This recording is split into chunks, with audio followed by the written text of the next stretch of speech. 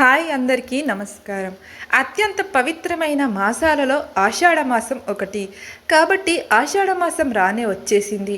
June 26వ తేదీ గురువారం నుండి జూలై 24 వరకు ఆషాఢమాసం ఉంటుంది. ఆషాఢమాసం అంటేనే అమ్మవారి ఆరాధనకు సంబంధించినది. ఇంతటి విశిష్టత కలిగిన ఆషాఢంలో ప్రతి ఒక్కరూ కొన్ని నియమాలు పాటించాలి. అలాగే ఆషాఢమాసంలో పొరపాటున కూడా కొన్ని తప్పులను చేయకూడదు. ఆషాఢమాసంలో పాటించాల్సిన నియమాలు అలాగే చేయకూడని తప్పుల గురించి మనం ఈ వీడియోలో వివరంగా తెలుసుకుందాం. మన శాస్త్రాల ప్రకారం ఈ ఆషాఢ మాసంలోకి ఎట్టి పరిస్థితుల్లోనూ శుభకార్యాలను నిర్వహించకూడదు. ముఖ్యంగా వివాహ కార్యక్రమాలను చేయకూడదు. అలాగే గృహ ప్రవేశాలు చేయకూడదు. శంకుస్థాపన పనులను మొదలు పెట్టకూడదు. అలాగే కొత్త ఇంట్లోకి అడుగు పెట్టకూడదు. ఆషాఢ మాసాన్ని శూన్య మాసంగా పరిగణిస్తారు. ఎందుకంటే ఈ ఆషాఢ మాసం నుండి 4 నెలల వరకు శ్రీ మహావిష్ణువు యోగ నిద్రకి వెళ్తాడు. ఆషాఢ మాసం మొదటి రోజున పొరపాటున కూడా తలస్నానం చేయకూడదు. ముఖ్యంగా ఈ ఆషాఢ మాసంలో ఆహారం విషయంలో కొన్ని నియమాలు పాటించాలి. ఎందుకంటే వేసవి నుండి వర్షాకాలంలోకి అడుగు పెడుతున్నాము కాబట్టి. ఈ ఆషాఢ మాసంలో ప్రతి ఒక్కరూ మునగాకు, పప్పు అలాగే నేరేడు పండ్లను తప్పనిసరిగా తినాలి. అయితే ఈ ఆషాఢ మాసంలో వీలైనంత వరకు ఆకుకూరలు, మాంసాహారం, బెండకాయలు, వెల్లుల్లి అలాగే ఉల్లిపాయ వంటి ఆహార పదార్థాలకు దూరంగా ఉండండి. ఆషాఢ మాసం శుభకార్యాలకు మంచిది కాదు. కానీ అమ్మవారి పూజలకు ఆషాఢ మాసం ఎంత విశిష్టమైనది. ఈ ఆషాఢ మాసంలోనే వారాహి నవరాత్రులు జరుగుతాయి. వారాహి అమ్మవారు చాలా మహిమగల దేవత కాబట్టి ఈ గుప్త నవరాత్రుల్లో వారాహి అమ్మవారిని పూజిస్తే కుటుంబ సమస్యలన్నీ వెంటనే తీరిపోయి కోరిన కోరికలన్నీ తప్పక నెరవేరుతాయి. ఈ ఆషాఢ మాసంలో తప్పనిసరిగా ఇంట్లో ఉన్న ఆడపిల్లలందరూ గోరింటాకు పెట్టుకోవాలి. పెళ్లి కాని అమ్మాయిలు ఆషాఢంలో గోరింటాకు పెట్టుకుంటే మనస్సును అర్థం చేసుకునే వ్యక్తి తనకు భర్తగా వస్తాడని నమ్మకం. అలాగే పెళ్ళైన ఆడవాళ్ళు గోరింటాకు పెట్టుకుంటే దీర్ఘసుమంగళి ప్రాప్తి వరిస్తుంది.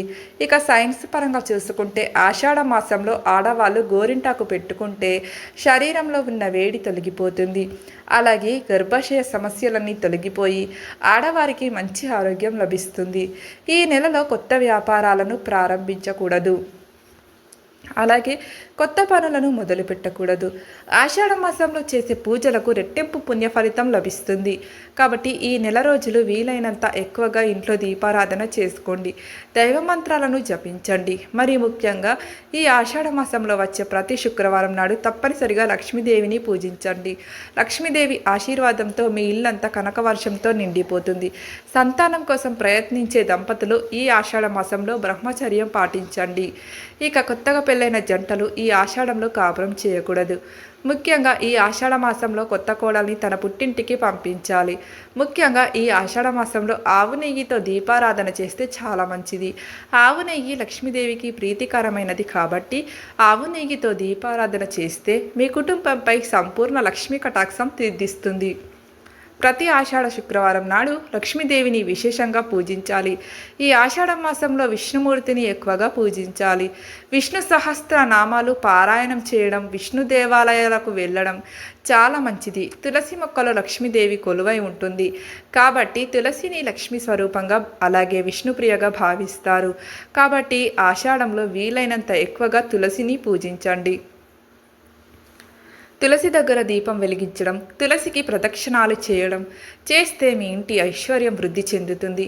మీ భర్త ఆదాయం కూడా పెరుగుతుంది. ఈ ఆషాఢ మాసం అంటే శివునికి కూడా చాలా ప్రీతికరమైనది కాబట్టి ఈ ఆషాఢ మాసంలో వచ్చే ప్రతి సోమవారం నాడు ఏదైనా శివాలయానికి వెళ్ళి శివునికి అభిషేకం చేయండి. మీ కుటుంబానికి సకల ఐశ్వర్యాలు చేకూరుతాయి.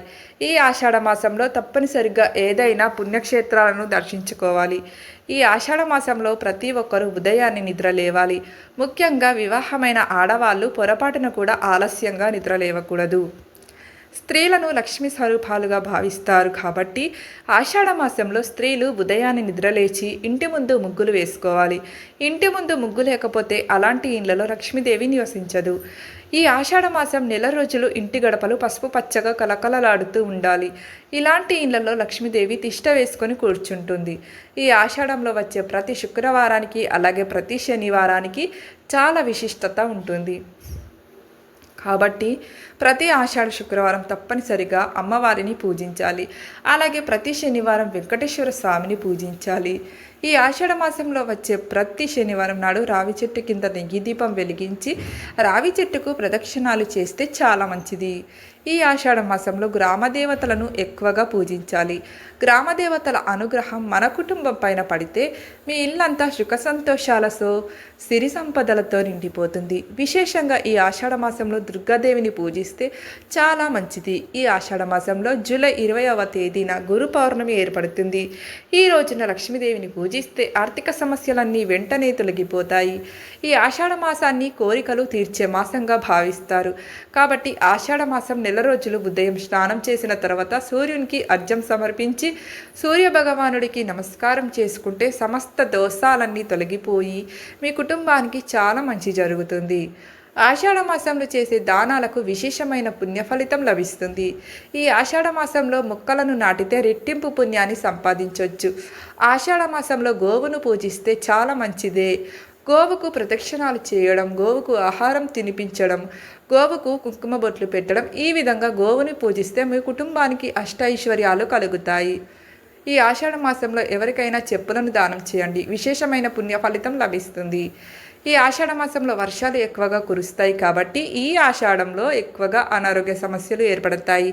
కాబట్టి ఆహార విషయంలో తగిన జాగ్రత్తలు తీసుకోవాలి. ఫ్రెండ్స్, మా వీడియో కనుక మీకు నచ్చినట్లయితే ఒక లైక్ కొట్టి షేర్ చేసి ఓం నమః శివాయ అని చిన్న కామెంట్ పెట్టండి. అలాగే మా ఛానల్ని సబ్స్క్రైబ్ చేసుకోవడం మాత్రం అస్సలు మర్చిపోకండి. ధన్యవాదములు.